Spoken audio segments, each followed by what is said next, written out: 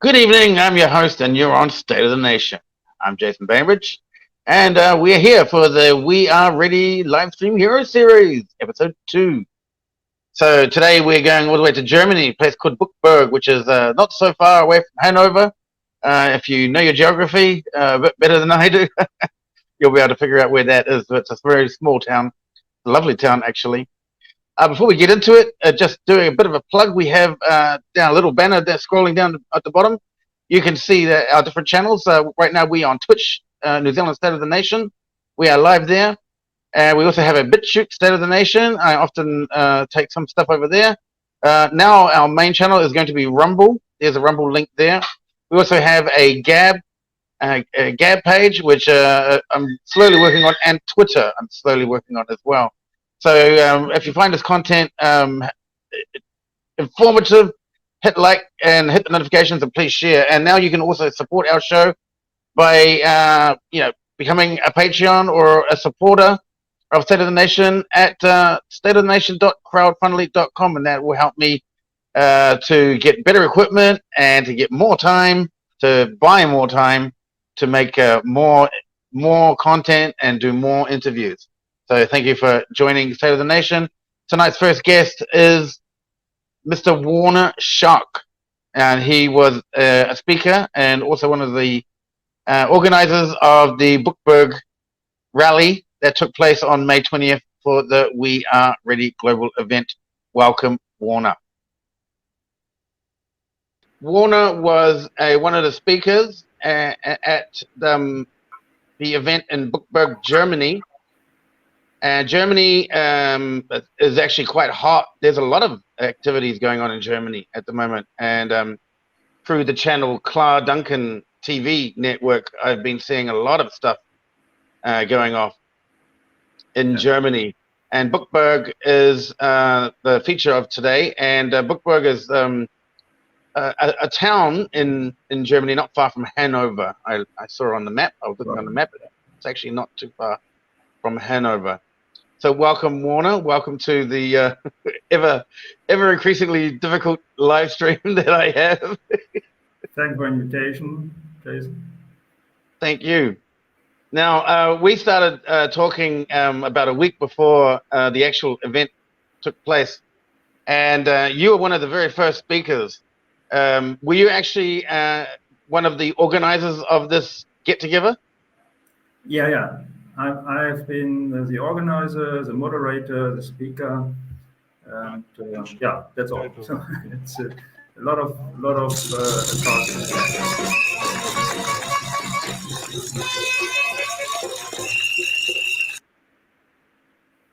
Here we go. We can. We're just taking a quick look there. I'll just bring that up on the screen. So this is the crowd here out in BUCKEBURG, and look at the buildings. They're lovely, really. They're quite lovely. It kind of reminds me of The Sound of Music, you know, the old TV show Sound of Music. That very traditional way of building. Yeah, lovely. And so I'm just going to turn the volume down a little bit and let it play out for a little wee while we're having a chat. And there you are, the very first speaker, of that get together. Now, how long have you been involved in this struggle? I guess we would say the struggle. I've been involved about 2.5 years, and for 2.5 years we start with demos every week, and in between we have every day a demo in our area in the county Schaumburg. And yeah, we had some highlights there at bigger events in BUCKEBURG mostly. And this was the first one we did for Global Walkout. So and it was we had seen that some guys like Michael Eden, Robert Malone, David McCullough, and Robert Kennedy initiated this movement as a global walkout, named the Global Walkout. And So now they came up with the idea at the 20th of May to have a big meeting around the world um, to show the Bilderberg Club or WHO meeting um, where who we are, where we are, how many we are, and that was a good idea we found, and we initiated this event here in Bückeburg. A small group, and we together planned and worked out all the things. We had a lot of flyer. Okay, unfortunately in German, so we cannot distribute it around the world. But I think we have some good facts in there. And our idea was here to show why are we against all these activities from the um, global organizations, global foundations, and so on, and the billionaires, and what they are doing, how we are against it, and what we can do to go out, to walk out of this system.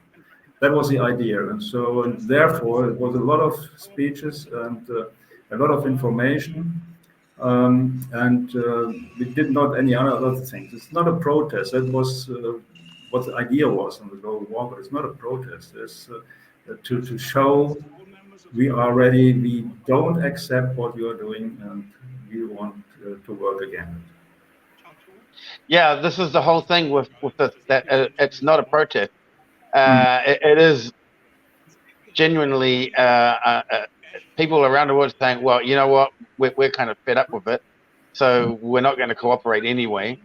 And protesting doesn't seem to work. So we'll just, so it's being a little bit stoic, actually, you know, put stoicism in there, Mm. that well, we're just going to leave you to it, but we're not going to cooperate. And I think that's a very good idea, because there have been a lot of protests over the past few years, and particularly in places like Australia and New Zealand and Canada. But it's starting to slow down a bit. But it seems to me that Europe is still very, very hot at it, but particularly Germany. We do have other locations here. There was Stuttgart as well. You mentioned Stuttgart. Yeah, That was a very big march. I'll pull that up very soon. We'll take a look at that. Stuttgart was very impressive, and it was a long march and a lot of people there. But yeah. this little town here, are you a resident of this town?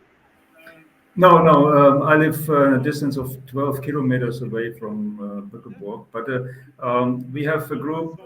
We organize in all small towns we have in this county, and there are four towns we are organizing the demos, the walking marches, and so that's all one group.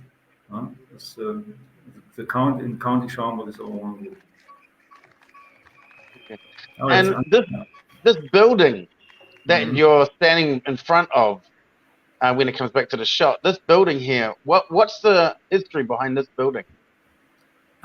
Yeah, this is a castle of Bückeburg, you can say, and it's just the entrance here. If you go through this gate, then you have a big park, a very nice park, and then behind a big palace. And there is the Prince of Schaumburg-Lippe is still living there with his family, and so on. He's organizing a lot of events in this park and in this building, and that's for Bückeburg and Schaumburg. It's really a good thing. It's economically very beneficial. So yeah, that's the history. The family is coming from a root from earth of Holstein-Schaumburg, and was in ancient times, 1100. And they had different castles in this area, and mostly to defend against other groups, other folks from the east, from the west. So that was, but they did it, and so they are in charge over hundreds of years. it changed a bit in the family because one died out and others came additional. So, but at the end, it's the same family and still living there. And it's, okay, they are not the government and they have no power, but they have influence, a lot of influence in the economy. So they are part of the what was once, a part of the network of a royal principality, I guess, of that region. The network in the okay, if you just see the speaker, Anya, she's coming from Hanover. Then we have some there from Braunschweig, is more in the east. From the north, Kiel, Schleswig-Holstein, Lübeck, that area. So we have people here from around northern Germany, and are not many, but all are representatives of their groups there. And unfortunately, a week before was a big demo in Hanover. And so the people from Hanover said, okay, yeah, okay, we see and we should come to your event, but every week we are not able to do it every week. So, but at the end, global walkout is not very common in Germany. So we have to publish much more about it. And though a lot of people have influence in our movement, they say, okay, we haven't heard about it. What is it? And I think you have heard about Walbeck. Walbeck was in prison for 9 months without anything, just because he organized demos. And he was in Hanover a week before, and so he had no chance to come to our meeting. That was a pity. But on the other hand, he said we can do it by ourselves, and that is the idea of the global walkout. Everyone can do it. Everyone can set a sign, can do his things to walk out of this global system, and that is what we want to show and what we tell the people how they can do that. And that's mostly the ideas of this walkout team. They have had one step a week first time, and then it was a bit more time between step 20 and step 21 and so on. They created a lot of steps how we can walk out of the globalistic system, and that is what we told the people. Yeah, that's right. I was actually right there from the beginning, the very first step. Mm. Yeah, we were in. We had some meetings about that, and it was very interesting idea, and it really made a big difference. Now you mentioned that the speaker that was in Hanover got arrested. Is this common in Germany? Yeah, there is one doctor, medicine doctor, is in prison for about 12 months now because he gave certificates against to wear masks, and 12 months in prison. That's really a trouble because he had done nothing. But there are some of these cases we have. Yeah, it changed. Some years ago, we could say we had a very good democratic system in Germany, but in between it changed, and we see that the government is following the globalists. They said nothing against it. A good example is WHO meeting this week or last week. And our parliament, they made a decision on the 12th of May, before this WHO meeting started. And the the big majority of the parliament said, okay, we have to support the WHO more, we have to give them more money so that they can increase their power. And they haven't read the IHR, they haven't read the pandemic contract, they have the drafts of that, they haven't read nothing. You can hear from what they speak there in the parliament that they have no idea what is coming up. But they said that is a good organization and was always good for us, and so we have to support them and to empower them. That's what happened here in politics. Yeah, that's it. And this is the problem. I mean, they don't need any more money. They're already like super wealthy billionaires, you know. And it's a corporation, and they're literally, as a corporation, literally trying to take over the planet as a corporation. Yeah. So yeah, it's crazy that people would believe that we need to give billionaires even more money when our own people are really suffering already. Yeah. If you look into the numbers, I have checked the numbers of the budget in 2022. The member states have spent 11% of the total budget. Now they increased significantly, but now it is 60%. Now they have they doubled, more than doubled their fee, but it's just 60% because the billionaires increased too. So they cannot run after that, and but they try to get more impact to the WHO, and I think it will not work. So at the end, we will have a dictatorship from the WHO or from the UN. They are working at the same strategy to make emergency happen as the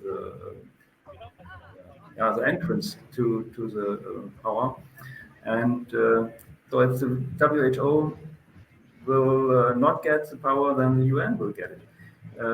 And that's where we have to set a lot of things again. So now the next step is to think about next 12 months, what is to do to avoid the decision that WHO will increase their power. And that should be really, really concrete. It's not just to go to the demo, not just to talk about it, just what can we do to avoid that. And it's okay, we have to think about, I think we will initiate a global process to think about this thing, because you cannot do it as one country. In one country, maybe you have millions of protesters, but it's not enough to stop this process. Right, exactly. Yeah, it can't happen just as one country. That's the important issue about that. That it is the responsibility of all the different countries. Now, the thing you might be interested in is that I mentioned to you earlier, I'm living in Vietnam. Mm-hmm. So, although initially they did participate in the initial stages of it, as of late, they have really just offered what I consider to be lip service, I guess, and they haven't been very forceful or anything. In fact, they've almost forgotten it. Mm-hmm. Every now and then they might say, be careful, wear a mask, but they no longer enforce anything related to COVID-19, and I think they're focusing on the economy 100%, and all of the the woke agenda, all of the situation going on in the schools, in the Western schools, and that's a question I wanted to ask you about the situation in the Western schools, such as America and New Zealand, and the sexualization of education of very young people. Is that a situation also in Europe? Yeah, Europe. cannot. I have no facts about Europe. I have some facts about Germany, Germany. and Germany. Yeah, okay. We have brilliant school pupils, but at the end, if they leave the school, then it's the trouble that they yeah, have a lot of deficiencies in everything like mathematics, grammatics, physics, and so on. So school is over the time, it's more and more slowing down, going down. Um, and so they have to find a way to increase the yeah the abilities of the people of this pupils. Okay, sorry, my English is a bit poor in this That's area. fine. You're doing great. You're doing great. No Um, problem. No problem. This is a yeah, very complex matter, so go ahead. yeah. No problem. So, and I'm not really deep involved. It's just what I see, what I hear, and they are from the certificates. They are all very good, brilliant. But if they come to the university, then they are no longer brilliant. Then they come down to earth and they see they have learned close to nothing, and that's terrible. And the trouble, Germany was going down in the country or worldwide comparable. Um, Germany is going down down by down. It's in the middle of the countries is Germany to find it. And 10, 20 years ago, we are on the top. We are had very good education here, and so on. The quality is going down, yeah, far down. The situation in Germany regarding the borders and illegal immigration, Hmm. from what I've seen on well, social media and different channels around, that are you experiencing a flood of illegal migrants? Yeah, yeah. Mm, We have a lot of migrants here, uh, especially from Middle East and nowadays from Ukraine. Um, and Okay, we had a lot of people says it's too much. We cannot work it, and on the other hand, we have the Green Party said everyone should come, and everyone come to Germany, get everything you need to live here. Okay, for every people, I understand that they want to go out of the war in Ukraine and come to Germany and say, okay, and here I want to work, I want to do my studies, and so that's okay for every single one. But at the end, Germany is not a big country, and the economy is going down and down, and is controlled by the Green Party mm. to remove the energy systems and so on, to move the car producing. Um, and that's a big deal for Germany. Will lost we will lose on our strengths in economy. And on the other hand, we get as much people as we can from other countries, and so that's not very healthy for the economy, and not healthy for the society, because a lot of people say that we cannot do that. If I go into the city, um, I see no one I know here from the country. Everyone you see is coming from anywhere from outside. And that's not very healthy because it's not not a natural process. It's, No, no, yeah. it's not a natural process at all. In fact, I knew this was happening in 2015. I knew Mhm. that this was a long-term plan, Yeah. that they were going to bring in a lot of illegal migrants and basically to create a shift in the culture Yeah. When I was working in China, we used to talk about population levels, and I said sometimes I would have a free open lesson with my students, and we would have a free talk, and sometimes we get onto the subject of populations, and I would mention to my students in China that for a civilization to flourish and continue, then you need to have at least 2.5 children each. And the existing culture in a lot of Europe is roughly they're having like one or 1.5. I don't know how you have a 0.5, but on average they don't want more than one child. And I said, well, could you imagine a country like Germany? And I use Germany as the example. I said, could you imagine a company like Germany could one day become a Muslim country? And the students were like, well, how could that possibly be? I said, well, think about it. Like if the average if the average family is only having one child, and you get a lot of migrants who are coming in, and whether it be legal or illegal, and they might be, say, for example, from the Islam faith or the Muslim faith, and they may have a habit of having 2, 3, 4 wives, then they would produce, up to 10 children. Then if you look at the reproductive rates of Germans compared to reproductive rates of a Muslim family, that having a very large family is on their agenda, and so very soon, just because of that, naturally you wouldn't necessarily need an invasion at all, or a war. All you would need to do is rely on the overpopulation process to slowly wash out the indigenous Germans.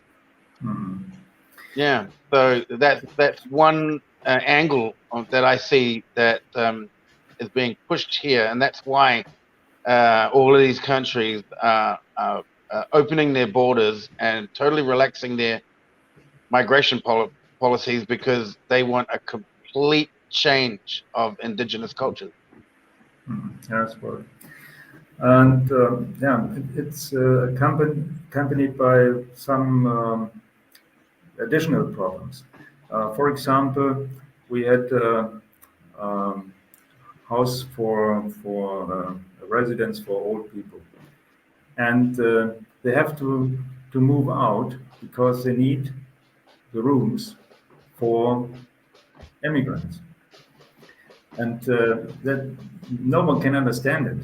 There's people 80 years old, 90 years old, and they have to move out because they're coming people from especially Ukraine and get in there. And now they try to push a law that older people are not allowed to have a big flat, a big house or a big flat. So, and that's not understandable. Why should we all be reduced in our life standard, and the immigrants come in and we're getting up as quick as possible? And so a lot of people ask me, why could they have so expensive cars? Most of German people have not so expensive cars, but they come here. Everyone from the government told us they're very poor and we have to support them.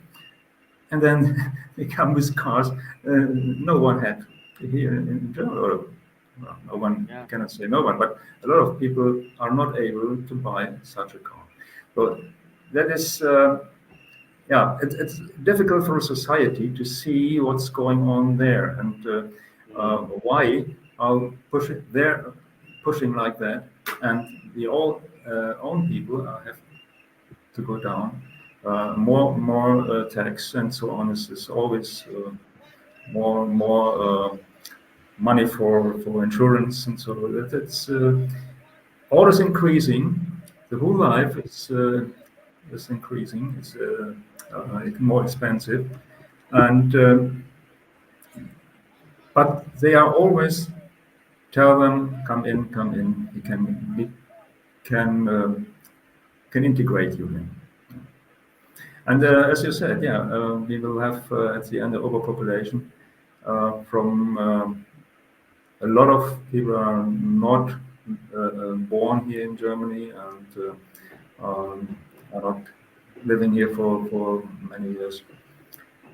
But there are more and more, um, yeah, more influence the decisions our government is doing. Yeah, that's right. In America, they're getting up to the migrants coming up from the south. They're getting up to $6,000 a month Mm. in Yeah. social welfare payments, and they're being given houses and well, they're not. Some of them are working, but most of them are just on Mm. social welfare. And people are struggling in their own countries. England's the same. They're coming up. They're staying in hotels. People can't even find a hotel. But their local community. See, this is the thing. That the local community people, the indigenous people, the native England folk, Mm. especially the older ladies that are not very familiar with politics or this what's going on. All they do is they watch the BBC and Mm. they get their daily share of British Propaganda Corporation, the BPC, right? Mm. They get their daily share, and so they want to join. They want to get involved in one of these community groups to go out and look after a migrant for a day and take them fishing and shopping and art and craft and all that. And these Mm. people, they're living on army bases, Mm. British army bases, these migrants. So from what I've seen happening in places like Italy and Germany and France, I've also seen a big spike in violence, Mm. a very Yeah. big spike in violence, also in England as well. Yeah, it's increasing. It's not really a problem here in this area, but in some cities more in the east, it's really a problem. Also in west, in Cologne, we had problems like that. So what in this area is this time is very quiet. For the moment. Yeah. Hopefully. Fingers crossed. Fingers crossed. Yeah, right. Absolutely. Yeah. They're definitely attacking the inner cities, the main capitals. They're definitely attacking the main capitals with all of these migrants flooding them illegally, and they're bringing a lot of young youth. Mm. And I can see violence and standing waiting for a train on train platforms. Mobs, big groups Yeah. of men, big groups of fighting aged men Yeah. attacking young ladies and like really beating them. You know, I've Right. seen stories like that come out. Just random attacks out on the street, and this is happening all over where this phenomena is happening, where this migration invasion is That happening. The crime rate is over the top, and the violence is intensifying. that's right. That's okay. You hear the same things here in Germany, different state cities and towns. Um, the trouble is that the media are not bringing anything about that. They don't write it in the paper and they don't send it in the television. Uh, they said, okay, there was a case, but they don't say immigrants are doing that. They don't say someone from Syria, someone from Ukraine, or something like that. So there's really silence about this subject. They always um, try to give the impression that someone from Germany, born in Germany, is sometimes a very good sentence because there are from Turkey, from Syria, are born in Germany. Yes, certainly. And they don't want to bring any message that is coming from the immigrants. Because, okay, they said in first time, 2015, as a big number of immigrants came, it was okay because there was really rumor in the yeah, under the inhabitants. And that was okay to don't say always there are immigrants. But now it's more and more. And so I think we have to, the media should have to make it clear. Police is not allowed to say that was someone from Syria, from Afghanistan, from Ukraine. It's not allowed for them to tell that. And so that's difficult. Okay, that's one of big problems. The government is taking have influence to the press, to the media, and they're telling them what they have to send or what's not. Mm. I come from Auckland City, and back in the day, in the 90s, it Mm. was considered to be the largest multicultural city in the world.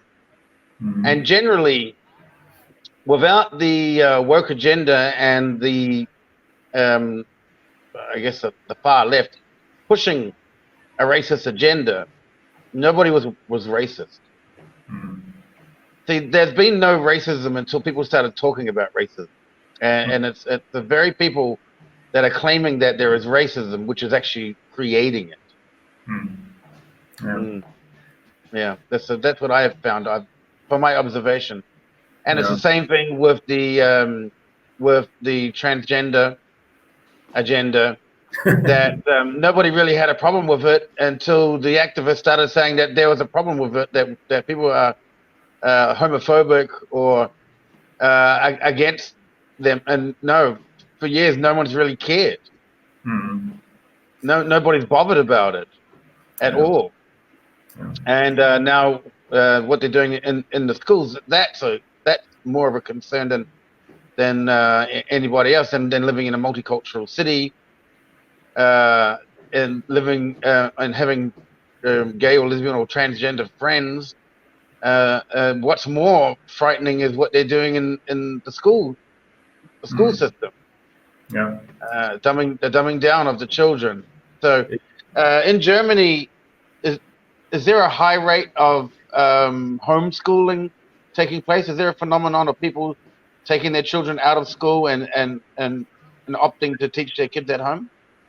No, no, no. It's not a big issue. It's only a few, and it's a bit difficult in Germany because there's a duty to go to school for every child, and so the parents should have very good reasons to take the child out of the school and do it to course homeschooling by themselves.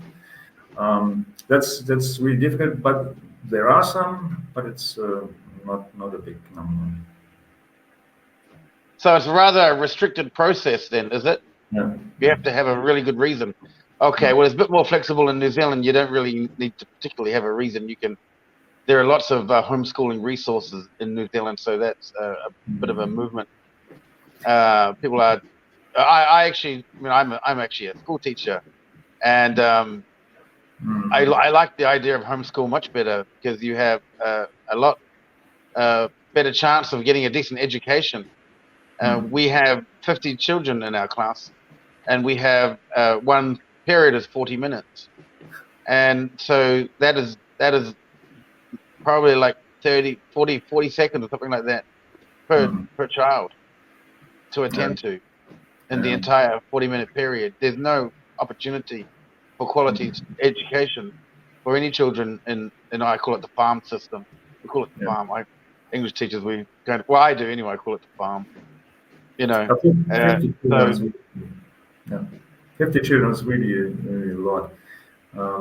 But here we have heard from 30, 35. It's also a lot. You can, as a teacher, you cannot work with every student, I think. Um, yeah, but maybe it's from their side is a bit better, but 30 or 35 is gradually better. It's not really the optimum. excellent. Excellent. Well, thank you for coming today.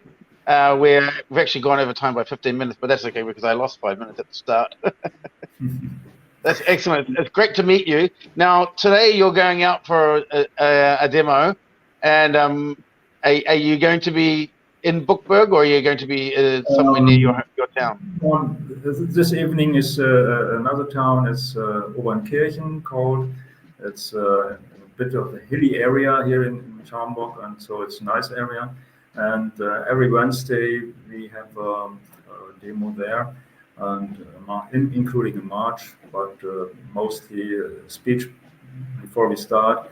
And I'm the initiator, the organizer, and yeah, it's not far away from here. So we have on Monday here in Stadtheim, on Monday in Bückeburg, on Tuesday in Bad Eilsen, on Wednesday in Obernkirchen. Every day we meet the people. They say we cannot longer sleep. We have to go on the street and to show that we are no longer want to accept this politics and all the other things. That's nice to see them, and I hope this evening I will see all the people they are normally coming. And yeah, hopefully we have a lot of information today from the WHO meeting. That's yesterday they closed it, and so they have done a lot of discussion, but they have not made the decision about the IHR and about the pandemic contract. So that's a good news. But now we have 12 months to work, and that's what we have to talk about this evening and the other days. Yeah, yeah. I think the latest out of the WEF is that people who listen to fake news, that is the alternative media, should now be arrested. So let's keep it up.